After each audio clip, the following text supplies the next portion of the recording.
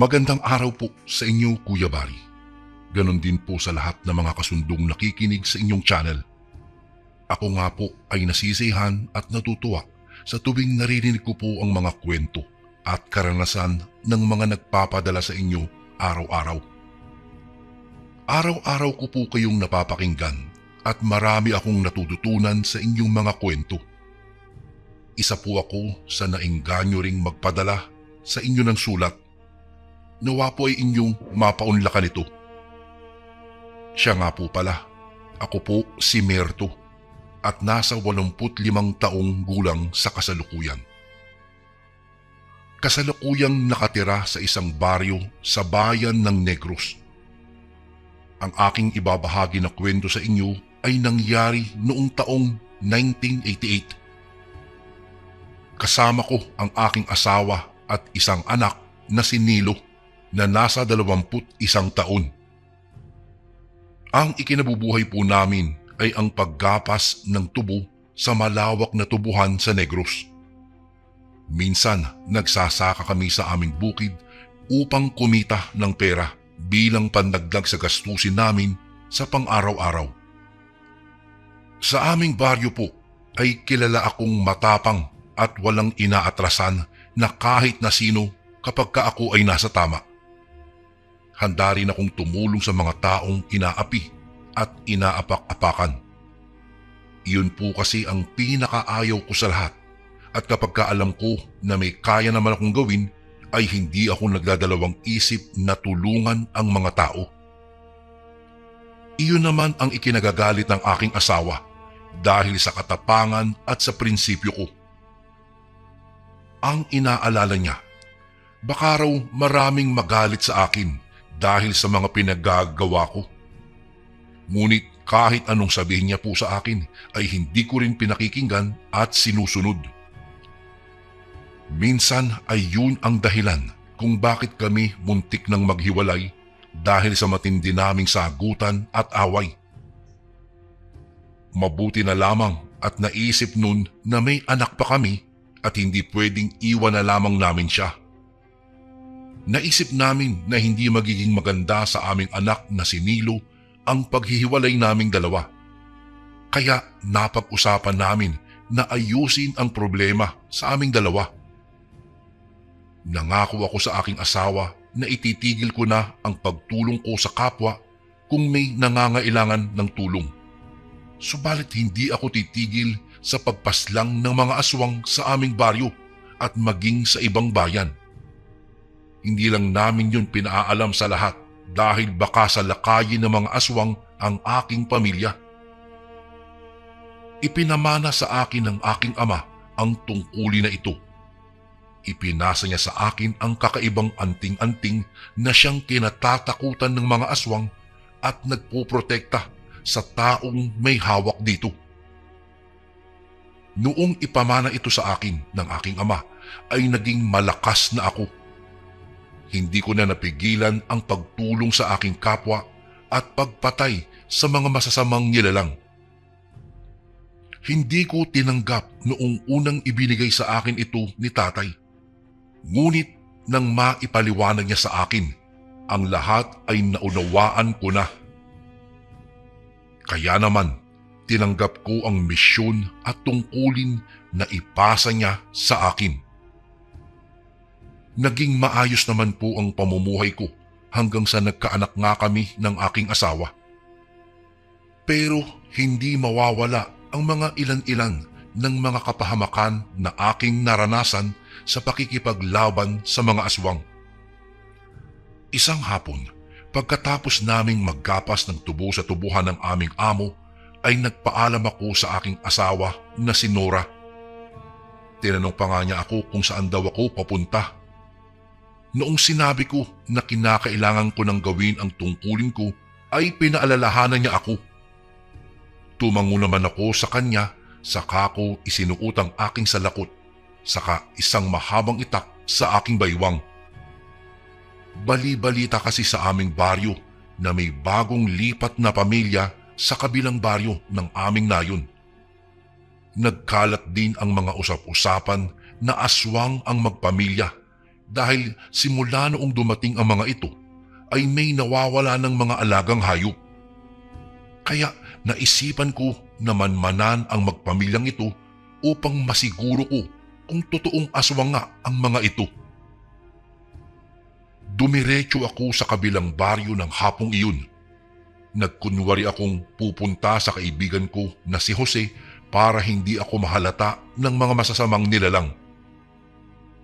Tumambay muna ako sa isang tindahan saka bumili ng sigarilyo. Naupo ako sa gilid ng tindahan at doon ako nanigarilyo. Pero ang totoo, doon ako tumambay sa mga sandaling iyon upang abangan ang mga dumadaan at ang magpamilyang pinag-uusapang aswang. Sumapit ang alas 5 ng hapon nang matanaw ko ang mag-asawa na siyang bagong lipat. Pinakiramdaman ko ang aking anting-anting na suot, ngunit wala man lang akong naramdaman na pag-init. Tumalikod ako, saka inihagi sa lupa ang sigarilyo na ginamit ko. Bumaling ako sa nagtitinda sa maliit na tindahan, saka bumili ako ng tinapay at tsaka asin. Noong nakalampas na sa akin ang mag-asawa, wala akong napansin na kakaiba sa kanila. Iisa lamang ang napagtanto ko noon. Hindi sila ang aswang kung hindi naroon lang sa aming nayon. Maaari ding galing sa ibang lugar at doon lamang sila nang bibiktima sa aming nayon. Naisipan ko na lamang noon na magmatsyag buong gabi sa aming nayon. Nagbabaka sakali na baka makaharap ko ang aswang at hindi na ako mahirapan pang hanapin ito. Isa pa, para na rin matapos ang kaguluhan niyang dinadala sa nayon. Naglibot ako sa buong baryo ng gabing iyon. Dumaan ako sa lahat ng mga bahay na naroroon. Halos nalibot ko na po ang buong nayon, pero wala pa rin akong naririnig na kakaibang huni. Wala rin akong nararamdaman na kakaibang enerhiya na nagmumula sa mga masasamang nilalang. Noong napadaan ako sa kagubatan ay may narinig akong malakas na pag-alulong ng aso. Napatingin ako sa buwan at napagtanto ko na alas 10 na iyon ng gabi. Inayos ko ang aking suot na salakot, saka ako nagsindi ng daladala kong sulu. Isa sa paraan para maagaw ko ang atensyon ng aswang na may pagkain siya ng gabing iyon. Narinig ko na mas humina ang huni at alulong ng aso sa kagubatan.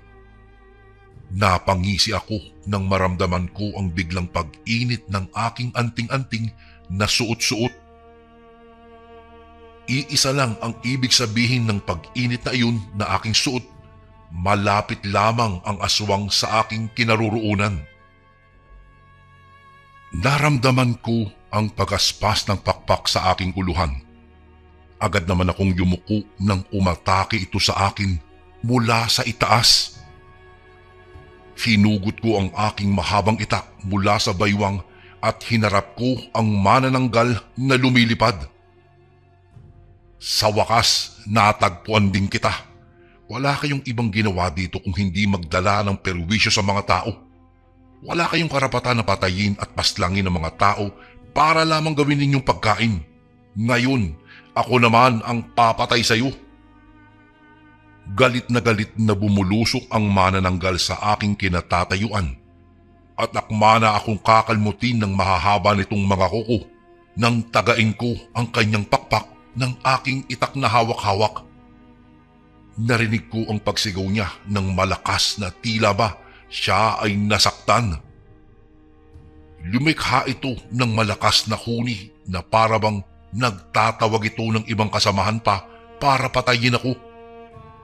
Mas mainam nga iyon nang hindi na ako mahirapan pa sa paghahanap sa kanila at iisang araw ko lamang sila matatapos. Ilang beses akong tinangkang sunggaban ng manananggal, pero sa bawat atake niya ay nakakaiwas ako. Hindi ko na rin sinayang ang oras sa pakikipagbuno sa kanya. Hinintay ko siyang muling bumulusok sa aking kinatatayuan. Saka ko itinarak ang itak sa kanyang dibdib. Kitang-kita ko ang panlalaki ng mga mapupuli niyang mga mata habang nakatitig ito sa akin. Hinugot ko ang itak na nakabaon sa kanyang dibdib at sinipa ko siya palayo sa aking paanan nang mawalan siya ng buhay. Maya-maya, narinig ko ang pag-alulong muli ng isang aso. Ramdam ko rin na ang mas pag-init pa ng aking anting-anting. Kitang-kita ko rin kung papaano gumalaw ito sa aking liig. Humigpit ang pagkakahawak ko sa aking itak habang mas tinatalasan ko pa ang aking paningin at pandinig sa buong paligid. Nagpapasalamat naman ako dahil maliwanag ang buwan sa langit kaya't kitang-kita ko ang buong kagubatan kahit wala akong ilaw. Bumaling ako sa pinanggagalingan ng kaluskus. Kung saan-saan ito nanggagaling na para bang nililito ako ng mga aswang na kasamahan ng napaslang ko. Huwag niyo akong paglaruan pa. Hindi ako nakikipaglaro sa inyo. Lumabas na kayo nang matapos na ang laban na ito. Harapin niyo ako. Mas lalong lumakas ang kaluskus hanggang sa lumitaw ang isang aswang na tiktik. Napakahaba ng dila nito.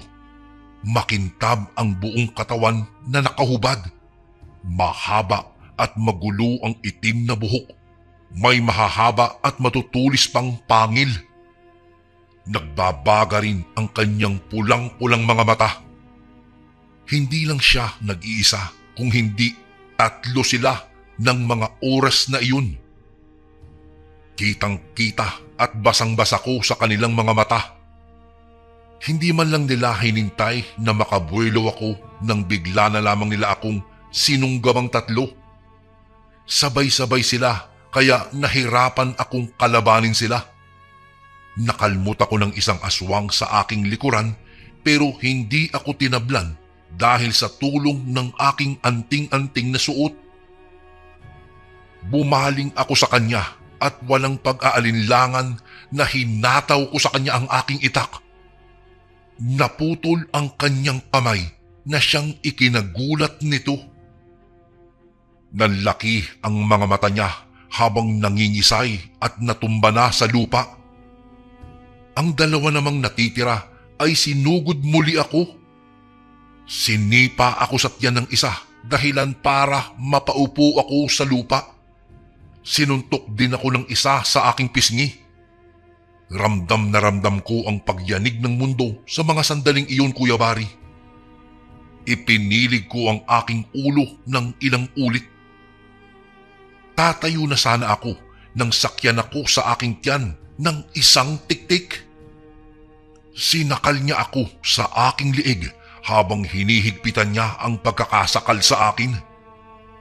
Hinugot ko ang aking buong lakas at sinuntok siya sa mukha. Hinila ko ang kanyang mahahabang buhok at hinata ko siya. Nang biglang nagkapalit kaming 2 ng pwesto. Pinagsusuntok ko ng magkabilaan ang kanyang mukha. Dinig na dinig ko naman ang pagsusumamo niya sa akin pero hindi ako tumigil. Hinugot ko na ang punyal na nasa aking baywang at itinarak iyon ng 2 beses sa kanyang puso. Nakadilat ang tiktik nang binawian ito ng buhay. Binalingan ko ang isa pang tiktik na natira. Takot na takot itong tumakbo papalayo sa akin. Ngunit sinundan ko pa rin siya. Agad kong pinalipad ang itak na aking hawak-hawak kanina sa direksyon nito. Tinamaan sa binti ang tiktik dahilan para mapasubsob ito sa damuhan. Agad ko siyang nilapitan saka siya inapakan. Kinuha kong muli ang itak na nakabaon sa kanyang binti. Itinara ko pa ang itak sa kanyang dibdib para masiguro ko na patay na talaga siya. Noon ko lang din nalaman na taga-baryo lang pala sila nang magpalit na sila sa kanilang anyong tao. Hinila ko ang kanilang bangkay, saka ko sila pinagtabing apat. Kinuha ko ang aking sulo, saka ito itinapon sa kanilang mga katawan. Pinagmasdan ko ang kanilang bangkay na unti-unting nilalamon ng malaking apoy. Noong tuluyan ng nilamon ng apoy ang kanilang katawan, naisipan ko na ring umuwi sa aking bahay. Ganoon ang palagi kong ginagawa. Sinusunog ko ang katawan ng mga aswang para walang magtaka na makita ang kanilang bangkay sa kagubatan na iyon. Magugulat na lamang ang mga taga-baryo na bigla na lamang naglaho na ang mga ito na parang bula at aakalain ng ilan ay lumipat lang ito sa ibang lugar. Isa rin yun, Kuya Bari, sa mga paraan para hindi malaman ng mga tao na may pumapas lang sa baryo at baka magtaka ang mga ito at mas lalo lamang gumulo ang lahat. Pagkaraan ng ilang araw, bumalik sa payapa ang lahat. Wala nang nawawalang mga alaga nilang hayop sa aming nayon. Kinausap naman ako ng aking asawa na huwag daw muna akong pumaslang ng mga aswang. Ramdam ko at nauunawaan ang pag-aalala niya sa akin, pero hindi ko naman iyon maiwasan. Isang araw, nagpaalam ako sa aking asawa at aking anak na tutungo ako sa kabilang bayan. May bumili kasi ng palay noon sa amin, kaya kinakailangan kong ihatid ang 2 sako sa kanila, sa pinsan ng aking asawa. Agad namang siyang pumayag noong nalaman niya. Hindi ko na lang din sinabi sa kanya na ang pagpunta ko roon ay ang pagtugis muli sa isang aswang na umaaligid-aligid daw sa baryo ng kanyang pinsan. Noong pinayagan ako ng aking asawa ay umalis na kaagad ako. Nagpahatid ako sa bayan, sakay ang isang tricycle kung saan ang sakayan ng mga jeep. Halos 1 oras ang biyahe papunta sa kabilang bayan ng Negros mula sa bayan namin, Kuya Bari. Hindi ko na lamang sasabihin kung saang bayan upang maprotektahan ko ang lugar. Pagkarating ko sa hintuan ng jeep, agad kong hinanap ang pinsan ng aking asawa. Nang magkita kaming dalawa, nagtawag siya ng tricycle para ikarga ang 2 sakong palay. Hindi niya muna ako pinauwi at inimbitahan niya akong kumain muna sa kanila at mabisita ko rin ang pamilya niya. Pumayag naman ako nang sa ganoon ay makakalap ako ng impormasyon patungkol sa bali-balitang aswang sa kanilang lugar. Pagkarating ko sa kanilang baryo at nang mapadaan kami sa isang bahay, naramdaman ko kaagad ang pag-init ng aking anting-anting. Nakita ko ang isang matandang lalaki na nasa bakuran ng bahay nito na nakatingin sa akin. Tinanguhan ko ito, ngunit hindi man lamang nito inalis ang tingin sa akin. Sinundan pa ako nito ng tingin papasok sa isang malubak na daan patungo naman sa kinatitirikan ng bahay ng pinsan ng aking asawa na si Pilot. Sa kaligitnaan ng aming pagkain ng tanghalian ay hindi ko na napigilang tanungin si Pilot tungkol sa aswang. Sinagot naman niya ako. Sabi niya, may 4 na raw na napatay ang aswang sa kanilang baryo. Palagi na lamang daw nawawala ang puso o kaya na may mga lamang loob ng binibiktima sa tuwing natatagpuan ang mga ito sa kagubatan. Bakit mo nga pala natanong, Mang Merto? Tanong sa akin ni Pilot. Nagka-interesado lang kasi ako sa mga usap-usapan na naririnig ko kanina. Basta mag-ingat kayo rito ha. Huwag kayong lalabas sa gabi. Maglagay kayo ng asin o bawang sa bawat sulok ng bahay niyo. Magbaon din kayo ng bawang o kaya'y barya sa inyong bulsa kapag lalabas kayo. Tugon ko naman kay Pilot. Tumango naman si Pilot sa aking sinabi na iyon. Marami pa akong naging bilin sa kanya na hiling ko ay sundin niya. Hapon na ako noong nagpaalam ako sa kanila na aalis na. Pero hindi ako tuluyang umalis at pinili kong tumambay muna sa isang abandonadong bahay para pagmatyagan ang lalaking matanda kanina na halos kaedaran ko na nakatingin sa akin kanina. Pinatay ko ang sigarilyo nang makita ko ang matandang lalaki na lumabas ng kanyang bahay. Muli na namang uminit ang aking anting-anting. Hinanda ko ang punyal na nasa aking baywang, saka ko sinundan ang matandang lalaking ito. Nagkunwari akong parang may hinahanap noong napalingon ito sa akin. Pero alam ko na nakatunog siya na sumusunod ako sa kanya. Nilingon niya akong muli at saka ko siya tinanguhan, pero kumunot ang kanyang noo nang makita ang suot-suot kong anting-anting. Nanlaki ang kanyang mga mata, saka tumalikod ito sa akin. Bumilis ang paglalakad niya papasok sa agubatan. Mas binilisan ko rin ang pagsunod naman sa kanya. Pagpasok ko sa masukal na agubatan, ay bigla na lamang siyang nawala. Nilamon na ng dilim ang buong paligid, kaya alam ko na nagpalit na ng anyo ang lalaking ito. Rinig na rinig ko ang huni ng mga kuliglig sa paligid. Bukod doon, wala na akong marinig na kahit anumang hayop. Ngunit ramdam ko na may nakamasid sa akin mula sa kalayuan. Napangiti ako saka inayos ang kwelyo ng aking suot na damit. Huwag ka nang magtago pa. Alam kong nasa paligid ka lamang at naghahanap lamang ng pagkakataon na salakayin ako.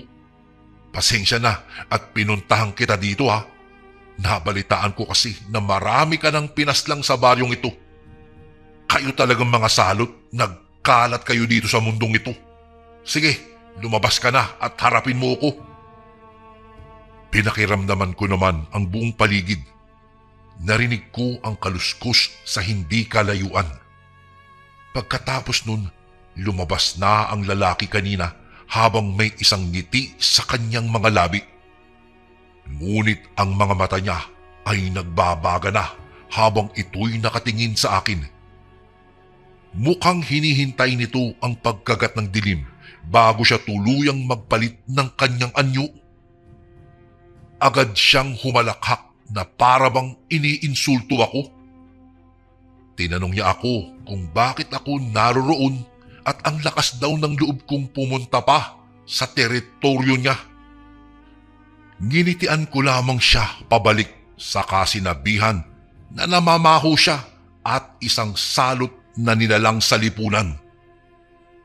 Labis ang inis at galit niya nang marinig niya ang tinuran ko. Noong tuluyan ng kumagat ang dilim sa buong paligid, unti-unti nang lumabas ang kanyang tunay na anyo. Tinubuan ng 2 sungay ang kanyang noo. Humaba ang kanyang mga kuko sa kamay at nagkaroon siya ng malaking pakpak sa kanyang likuran.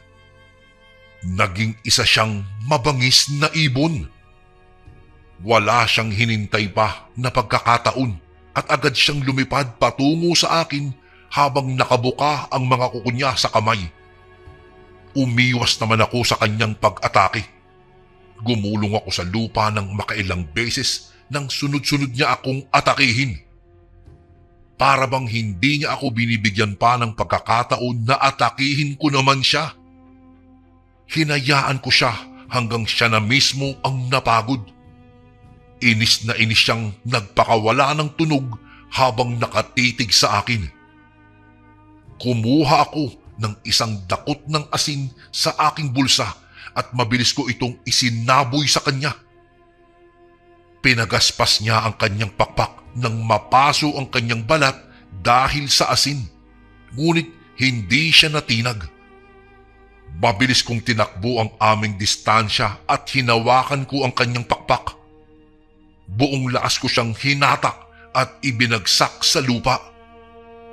Hindi pa siya nakakabawi mula sa pagkakabagsak nang mabilis kong pinagsasaksak ang kanyang dalawang pakpak gamit ang aking punyal. Dinig na dinig ko ang sigaw niyang malakas na para bang naghihingalo na. Tinantanan ko na ang pakpak niya nang magkabutas-butas na ito. Natawa pa nga ako nang ibukan niya ang pakpak niya. Inis siyang tumakbo palapit sa akin at akma akong kakalmutin, ngunit mabilis akong nakaiwas. Nang mapunta ako sa kanyang likuran, agad kong itinarak ang punyal sa kanyang likod. Pero bumalikid siya at kinalmot ako sa aking balikat. Ramdam na ramdam ko ang pagkakatusok ng isang matulis na bagay roon na siyang nagpasigaw naman sa akin. Sumirit ang dugo sa aking balikat nang hugutin niya ang kanyang kamay. Hinabol ko ang aking paghinga nang pakiramdam ko ay nahihilo ako. Unti-unting lumabo ang aking paningin habang umaatras papalayo sa aswang. Ngunit hindi rin siya makalapit sa akin dahil sa natamo niyang mga sugat. Nakita ko nang unti-unti na rin siyang nanghihina ng mga sandaling iyon. Hindi na rin siya makatayo pa ng tama. Maya-maya, tumingala siya sa langit sa kanya ibinuka ang kanyang bunganga. Nagpakawala siya ng isang matinis na huni na siyang nakakabingi. Sa nanghihina kong katawan ay pinilit kong tumayo. Kinuha ko ang isang sanga ng kahoy at binali iyon. Pinunit ko ang laylayan ng aking damit saka itinali sa aking sugat sa aking balikat. Binalingan ko ang aswang na lumilikha ng matinis na huni. Alam ko na nagtatawag siya ng kanyang kasamahan o kaya ay pinapalabas niya ang nilalang na nasa katawan niya para muli itong lumipat naman sa ibang katawan ng tao. At iyon ang hindi ko papayagan na mangyari. Kaya tinakbo ko siya at itinarak sa kanyang ngalangala ang isang sanga ng kahoy. Kitang-kita ko ang isang hayop na kamukha ng uwak ang lalabas na sana sa bunganga ng aswang. Ibinaon ko pa ng maigi ang sanga ng kahoy sa bunganga ng nilalang. Nangisay ang aswang habang nanlalaki ang kanyang mapupulang mga mata habang nakatitig pa rin ito sa akin. Kinuha ko ang aking punyal na nakabaon sa kanyang likuran at saka iyon pinunasan. Pinagmasdan ko muna ang nilalang at hinihintay kung gagalaw pa ba ito. Sinigurado ko na napaslang ko ito at hindi na muling makapangbiktima pa ng mga inosenteng tao. Noong masiguro kong patay na talaga ang aswang at nakita kong nagpalit na ito ng anyo sa isang tao, ay nilisan ko na ang gubat. Bumalik ako sa bahay ni Pilot. Nagulat pa nga siya nang makita akong duguan.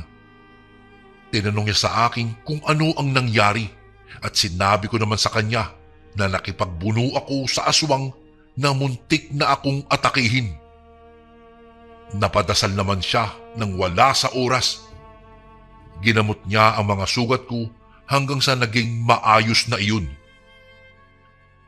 Kinaumagahan, nagpaalam na rin ako kay Pilot at sa kanyang pamilya.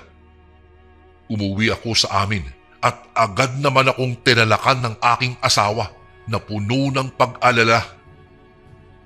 Sinabi ko naman sa kanya ang buong pangyayari. Nagalit siya, pero kalaunan ay naging maayos na rin naman kami. Isa akong berdugo ng mga aswang sa aming baryo, Kuya Bari. Ngunit ang tanging pamilya ko lamang ang nakakaalam noon. Hindi na rin mahalaga na malaman ng iba upang mapanatili ko ang kaligtasan ng aking pamilya. Sa aking edad at pagkabuhay sa mundo ay marami na akong napaslang na mga masasamang aswang sa Negros. Ayaw man paniwalaan ng iba, subalit iyon ang totoo. Ipinasa ko ang aking tungkulin sa aking anak na si Nilo dahil na rin sa aming katandaan. Hiling ko sana manatili ang kapayapaan sa aming baryo sa proteksyon ng aking anak. Ngunit sa ngayon, Kuya Bari, wala na ring nababalitaan na mga aswang na kumakalat-kalat pa sa paligid. Subalit sigurado ako na nasa paligid lamang sila at naghihintay lamang ng pagkakataon na salakayin ang napili nilang biktima. Kuya Bari, hanggang dito na lamang ang aking kwento. Marami pa sana akong karanasan, subalit hanggang dito na lang muna ang aking isasalaysay sa inyo. Pagpalain sana nawa kayo ng Diyos. Salamat po sa lahat ng nakikinig na kasundo ngayon at more power po sa inyong channel. Lubos na gumagalang, Merto. Lagi ka bang nangihina? Pakakulam o palipad hangin na yan? Ito ang mga signs. Una, mabilis kang mapagod kahit kakagising mo lang. Pangalawa, bigla kang lalamigin o nilalamig o pinagpapawisan kahit hindi naman mainit. Pangatlo, parang may gumagapang na lamig sa likod o dyan sa batok mo. Pang-apat, sumasakit ang ulo o tiyan pero normal naman ang check-up.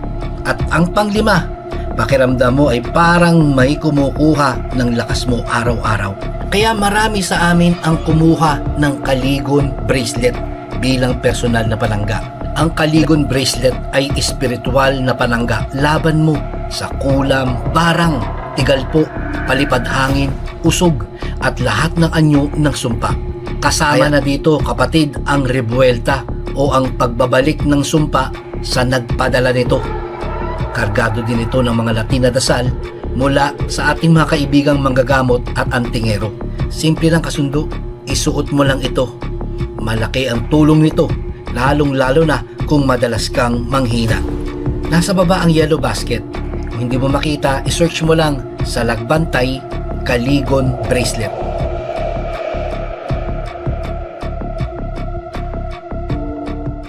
Magandang araw po sa inyo, Kuya Bari. Nais ko lang po sanang ibahagi sa inyo ang naging karanasan ng aking Lola Angelina at ang Lolo Naldo na nangyari pa noong taong 1978. Bago po ang lahat, ay itago niyo na lang po ako sa pangalang Ani. Nang mga panahong nangyari ang karanasan ng aking lolo at lola, ay ipinagbubuntis nila ang aking tiyahin na nakababatang kapatid ng aking ama. Nasa edad na 7 taong gulang rin ng mga panahong iyon si Papa. Dahil daw sa kagustuhan ni na lolo at lola na bumukod sa kanilang mga magulang, ay napagpasyahan nilang magpakalayo-layo.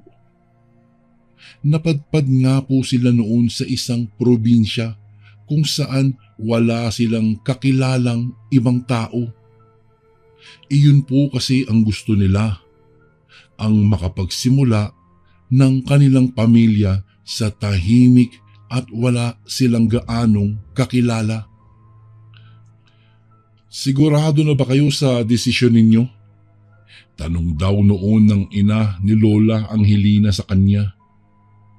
Hindi naman nagdalawang isip ang aking abuela na sagutin ang naging tanong sa kanya. Opo inay, buo na po ang pasya namin ni Naldo. Tugon ni Lola.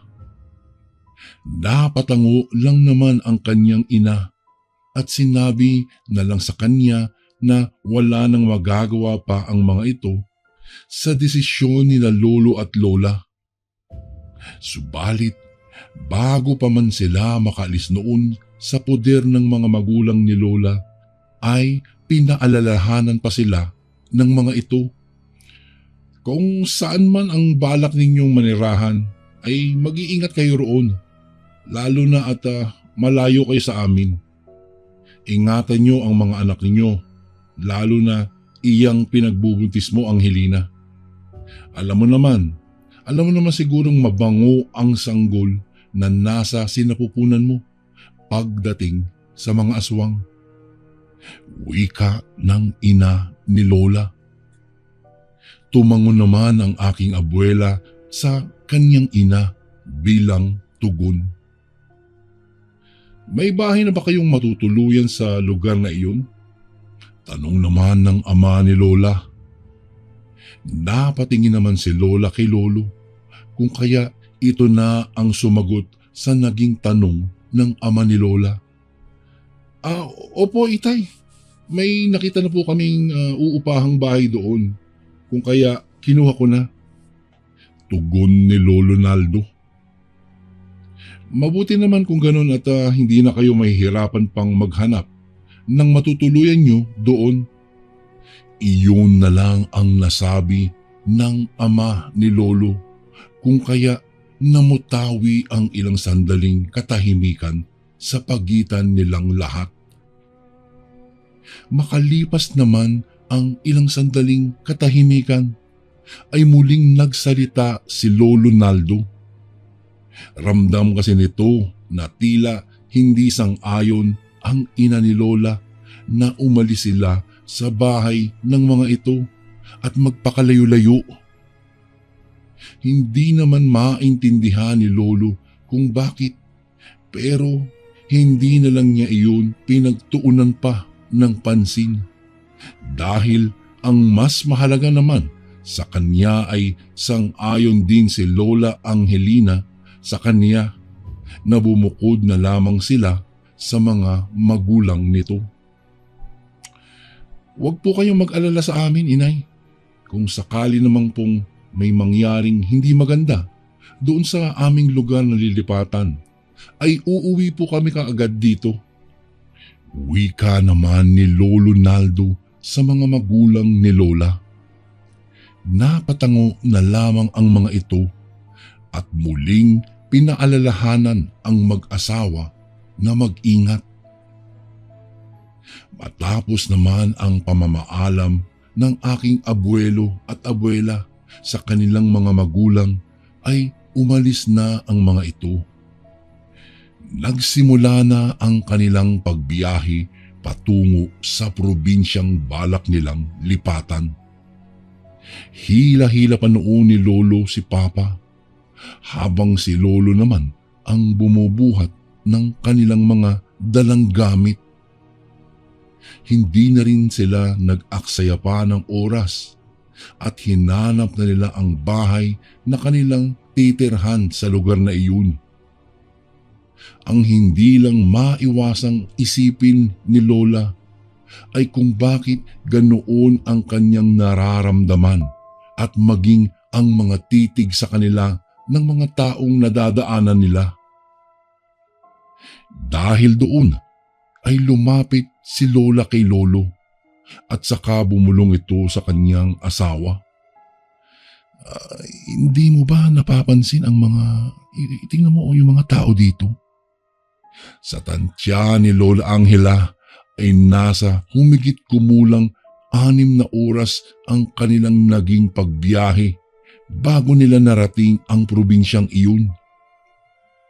Kinabahan pa nga si Lolo noon dahil noong marating nila ang baryo kung saan sila maninirahan ay nakaramdam siya ng kakaibang bagay.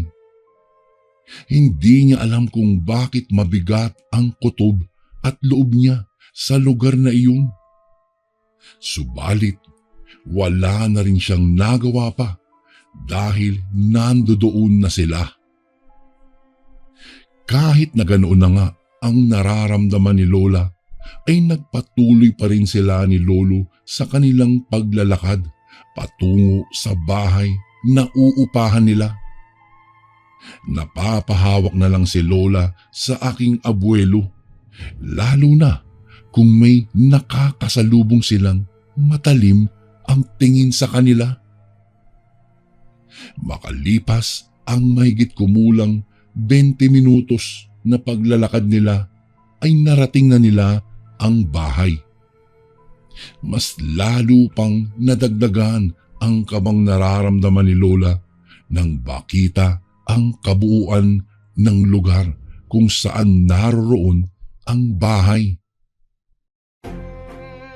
Bago ko po ipagpatuloy ang kwentong ito ay may request sana ako sa iyo kasundo.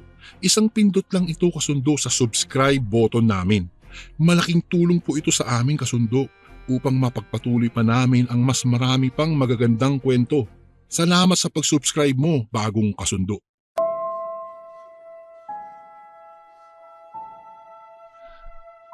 Sigurado ka bang dito tayo talaga titira? Tanong pa ni Lola Angelina kay Lolo Naldo. Napatingin naman ang aking abuelo kay Lola dahil sa naging tanong nito. O bakit? Oo naman dito. Wala namang mali sa lugar na ito. Tugon naman ni Lolo sa kanya. Napabuntong hininga na lang si Lola at saka sumunod ng maglakad kay Lolo papasok sa bahay nila.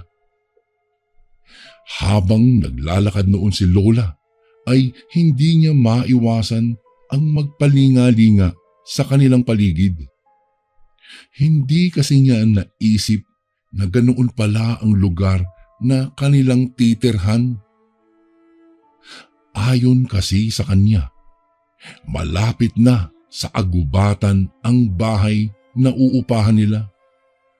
Maituturing nga raw na tila liblib na baryo ang lugar na iyon dahil mahirap ang makapaghanap ng masasakyan at napakalayo pa sa bayan. Masukal din ang ibang parte ng baryong iyon at maging ang nasa parting kinatitirikan ng bahay na inuupahan nila. Subalit kahit na ganoon ay wala nang nagawa pa si Lola kung hindi ang huwag na lang isipin ang mga bagay-bagay na maaaring makapagbigay ng takot sa kanya. Ang mahalaga ay nakapagbukod na kami kina inay. Iyon na lang ang nasabi ni Lola sa kanyang sarili. Naging maayos naman daw ang paninirahan nila Lola sa baryong iyon. Kahit na wala silang kakilalang mga tao ay hindi naman nakaramdam ng pagkainip si Lola sa tuwing naiiwan siya ni Lolo na mag-isa sa kanilang bahay. Naghahanap pa kasi ng trabaho si Lolo sa bayan kung kaya naiiwan si Lola sa kanilang bahay tuwing umaalis ito. Lumipas ang ilang araw at wala namang naging kakaiba sa paligid nila. Subalit isang gabi, sa hindi inaasahang pagkakataon, nagising si Lola at hindi niya inaakalang may mararanasan pala siyang kakaibang bagay. Dahil naiihi si Lola ay nagising siya ng gabing iyon. Tinungo niya ang kanilang banyo at habang naglalakad si Lola patungo sa kanilang banyo, hindi niya maiwasan ang paninindig ng kanyang mga balahibo. Hindi niya alam kung bakit. Noong una ay ipinagsawalang bahala na lang muna niya iyon.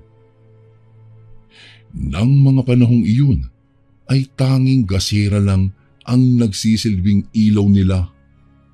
Kung kaya nakakadagdag pa ng kaba nito ang madilim nilang paligid. Nagpatuloy sa paglalakad si Lola hanggang sa malapit na sana ito sa kanilang banyo nang biglang matigilan siya. Nakarinig kasi siya ng ingay sa labas ng kanilang bahay na animoy may naglalakad. At dahil doon ay hindi na muna siya dumiretso sa kanilang banyo at sinilip na lamang niya ang labas ng kanilang bahay upang alamin kung may tao nga. Noong nakasilip na siya, napailing pa siya dahil wala namang siyang nakitang kakaiba, ay nagpasya siyang tunguhin na lang ng diretso ang banyo para sana umihi na. Hahakbang pa lang sana siya, subalit hindi na niya nagawa pa dahil may naaninag siyang tila may nakaupong tao malapit sa daan patungo sa agubatan. Ano yan? Takot na bulalas ni Lola nang makita ang nakaupong tao na nagsimula ng gumapang papalapit sa kanilang bahay. Nakaramdam ng takot si Lola kung kaya bumalik siya sa silid nila ni Lolo upang gisingin ito. Sakto namang pagkadating niya sa silid nila ay nakarinig siya ng mahinang paghuni ng tiktik. Walang pagdadalawang isip na ginising niya agad si Lolo. Naldo, gising ka. May tao sa labas ng bahay. Wika ni Lola. Mabuti na lang at nagising kaagad si Lolo, kung kaya kaagad itong bumangon. Dito ka lang at titignan ko kung may tao nga talaga sa labas. Saad ni Lolo. Tanging pagtango lang ang naitugon ni Lola sa kanya. Naglakad na palabas ng kanilang bahay si Lolo. Walang ano-ano ay narinig nitong sumigaw si Lolo na huwag siyang lalabas ng kanilang silid. Hindi alam ni Lola kung ano ang nangyayari sa labas, ngunit batid niyang may kakaibang nagaganap. Ilang sandali pa ay pumasok si Lolo sa kanilang silid upang kunin ang tinago nitong buntot ng pagi. Dito ka lang ha, may aswang sa labas. Dali-daling tumakbo si Lolo palabas matapos sabihin iyon. Naghintay naman si Lola sa kanilang silid. Napapatakip na nga lang siya ng kanyang tenga sa tuwing naririnig niyang umuungol ang animoy aso na marahil ay kalaban ni Lolo ng mga oras na iyon. Laking tuwa naman ni Lola nang pumasok sa kanilang silid si Lolo. Kinabahan lang siya dahil duguan ang aking abuelo. Ikinuwento na lang sa kanya ni Lolo kung ano ang nangyari. Nagulat pa si Lola nang sabihin ni Lolo sa kanya na napatay niya ang malaking aso na naging kalaban niya ng gabing iyon. Dahil sa nangyaring iyon, kinaumagahan ay sinugod ng mga tao sa kanilang baryo si Lolo. Hindi nila alam kung bakit galit na galit ang mga ito sa kanila. Noon lang napagtanto ni Lolo kung bakit galit ang mga ito. Sabi ni Lola sa akin, marahil ay napatay ni Lolo ang isa sa mga kalahi nilang aswang. Ang malaking aso na nakalaban niya noong gabing iyon. Kinagabihan, muli silang tinambangan ng mga malalaking aso, ngunit naghanda na ng pangontra itong si Lolo, kung kaya't hindi ito nakalapit sa kanila. Hindi rin sila nakatulog dahil magdamag na umaalulong ang mga malalaking asong nagbabaga ang mga mata.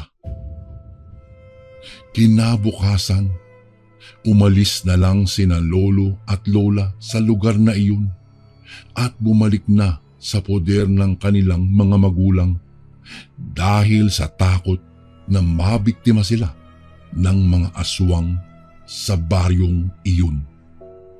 Hanggang dito na lang po ang aking kwento, Kuya Bari. Maraming salamat po. Gumagalang, Ani. At ito naman po ang ating pangatlong kwento.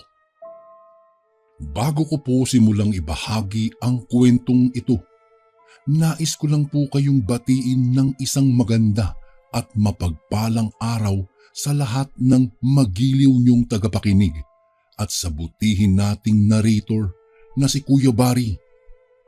Tawagin niyo na lang po ako sa pangalang Aldrin. 48 anyos sa kasalukuyang taon at naninirahan po dito sa Pampanga.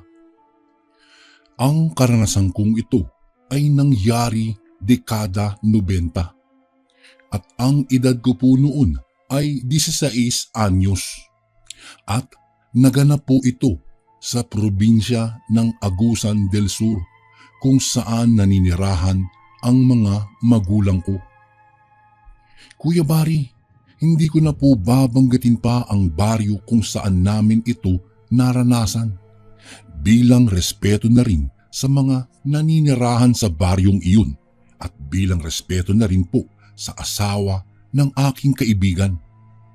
Dahil sa ang babaeng pinupuntahan niya sa baryong iyon ay siya ring napangasawa niya sa kasalukuyan. Itong karanasan kong ito at ng aking kababata na tawagin na lang natin sa pangalang Bong ang nagpatigil sa aming pagiging lakwatsero, lalong-lalo na kapag sasapit na ang dilim. Ito kasing kababata kong ito ay may kapilyuhan at lakwatsero po siya, Kuya Bari. Kaya naman, isang araw, noong ayain ako nitong si Bong upang magpunta sa kabilang baryo para puntahan ang nobya nitong si Mildred, ay hindi ako pumayag dahil na rin sa kailangan kong mag-igib pa ng tubig para sa bahay namin. Isa pa, ito lang kasi ang pinagkukuhaan ko ng pera na pangbaon sa eskwela. Kaya naman, biniro ko pa ito na kung tutulungan niya akong mag-igib ng tubig at maaga akong matatapos, maaari ko pa siyang samahan. Dahil sa alam ko naman na kaya gusto niya akong isama dahil na rin sa gusto niyang makalibre ng pamasahe. Dahil sa motor ng aking ama ang gagamitin sa pagpunta nito sa kanyang nobya doon sa kabilang baryo. Kaya naman, agad ko itong sinabihan na kung ang motor ni tatay ang gagamitin ay siya ang magpaalam sa aking ama. Sige, tutulungan na lang kita mag-igib at pag natapos tayong mag-igib ay sasamahan mo ako at pupuntahan natin si Mildred.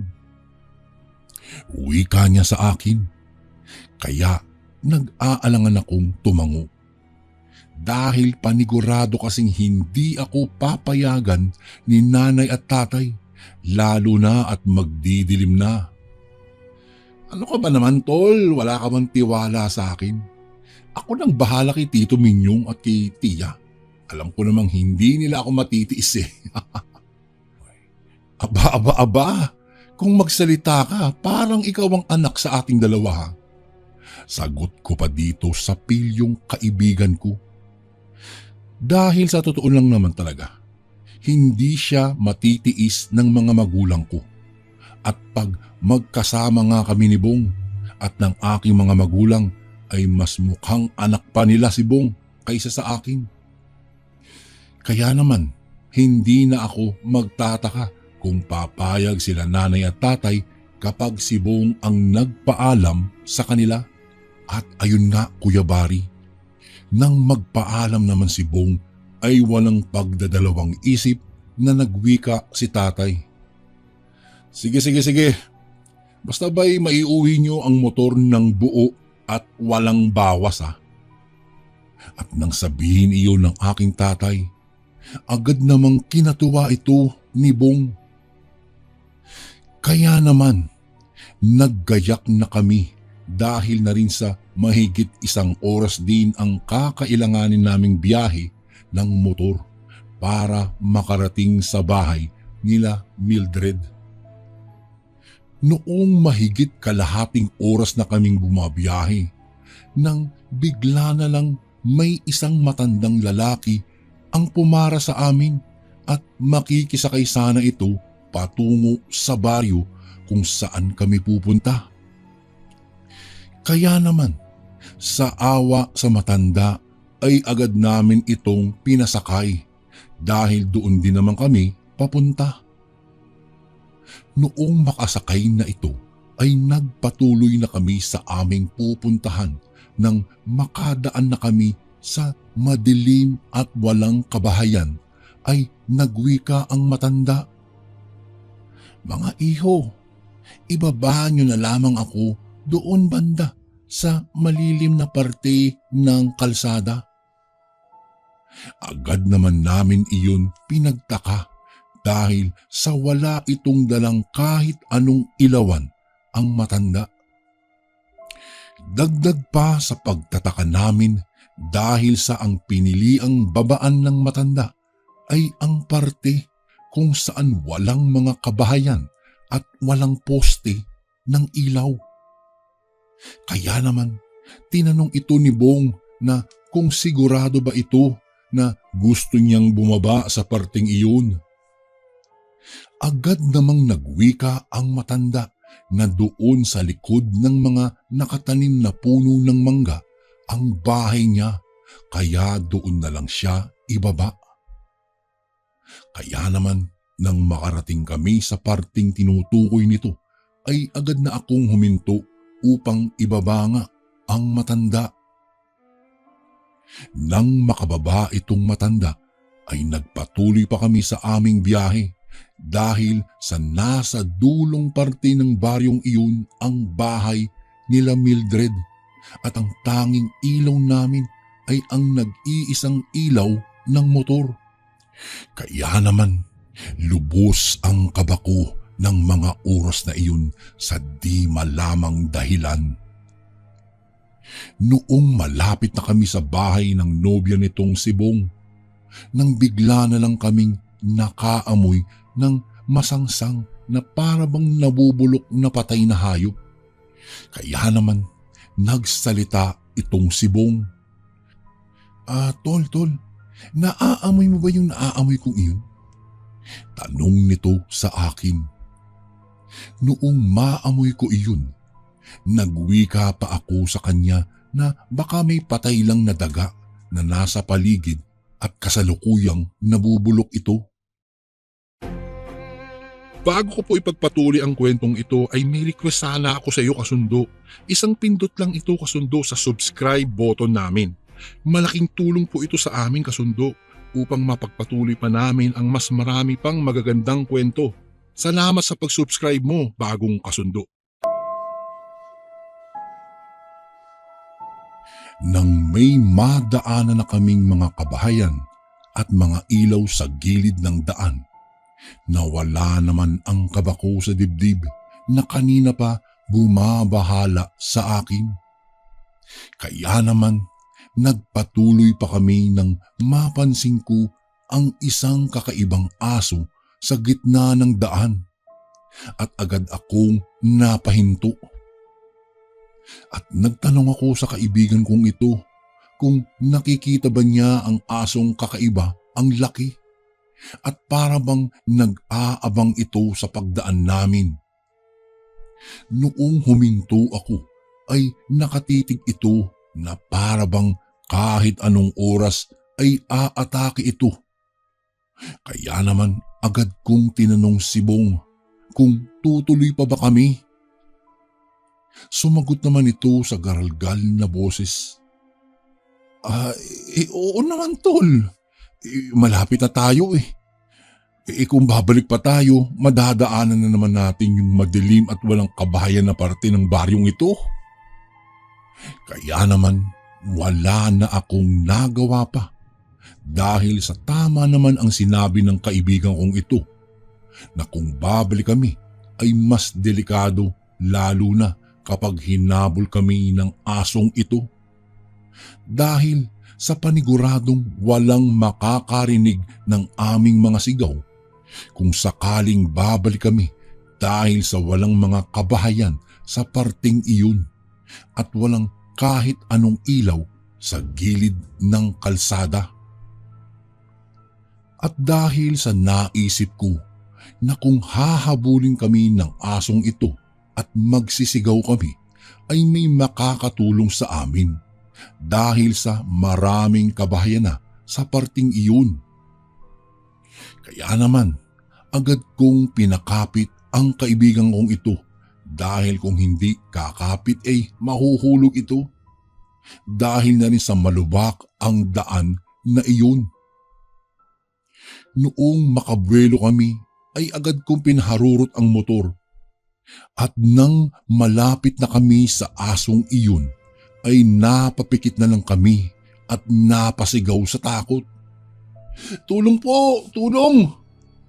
At noong makalagpas na kami sa aso ay napansin namin ni Bong na ang bawat dadaanan naming mga poste ng ilaw ay tila dumidilim, na tila ba may malaking payong ang humaharang at naaamoy ulit namin ang masangsang na amoy na naamoy namin kanina nang ibinaba namin ang matandang lalaki.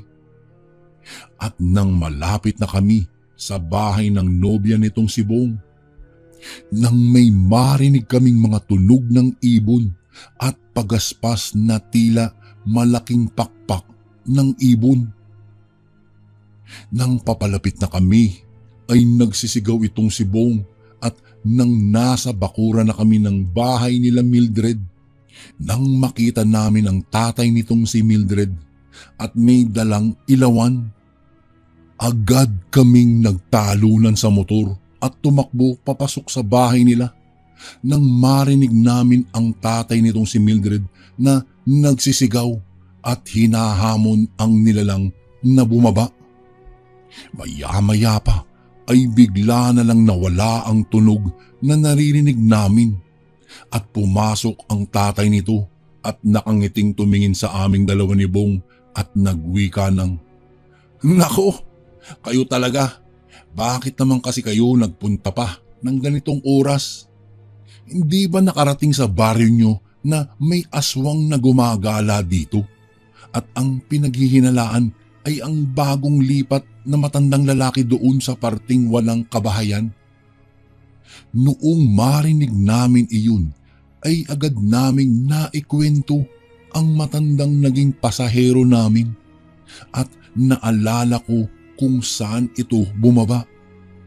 Kaya naman, nang marinig iyon ng tatay ni Mildred, ay agad itong nagwika na hindi makakabuti kung uuwi pa kami ng mga oras na iyon.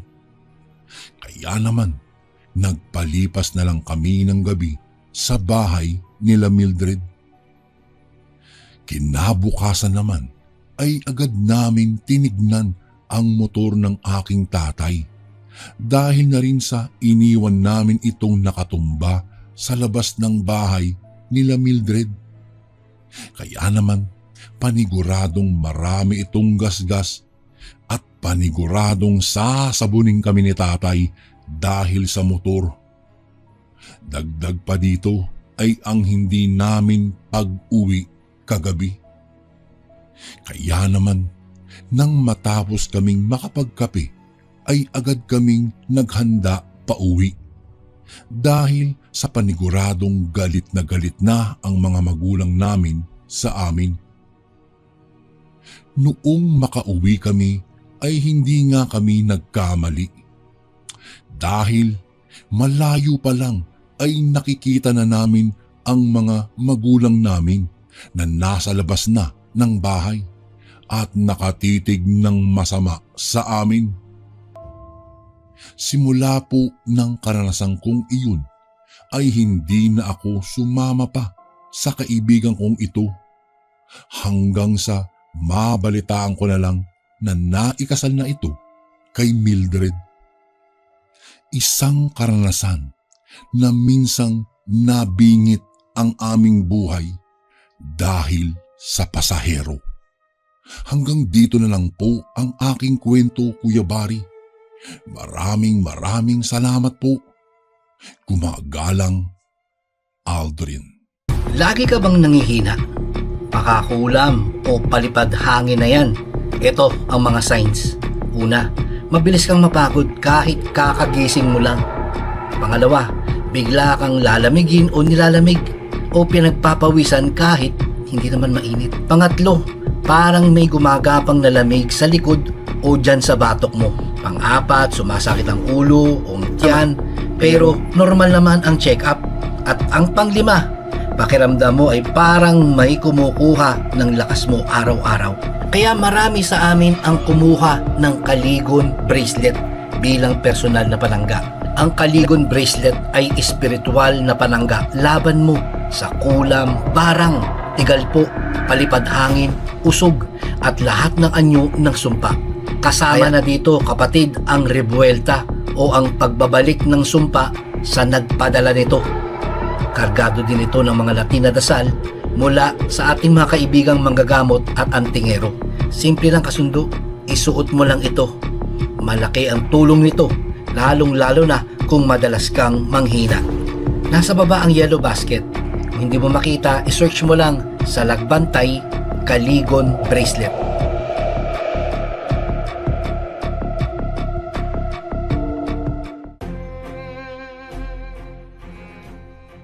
And again, maraming salamat po mga kasundo. Don't forget to subscribe and i-click nyo lang po yung bell na button para updated po kayo sa mga upcoming videos namin na paparating.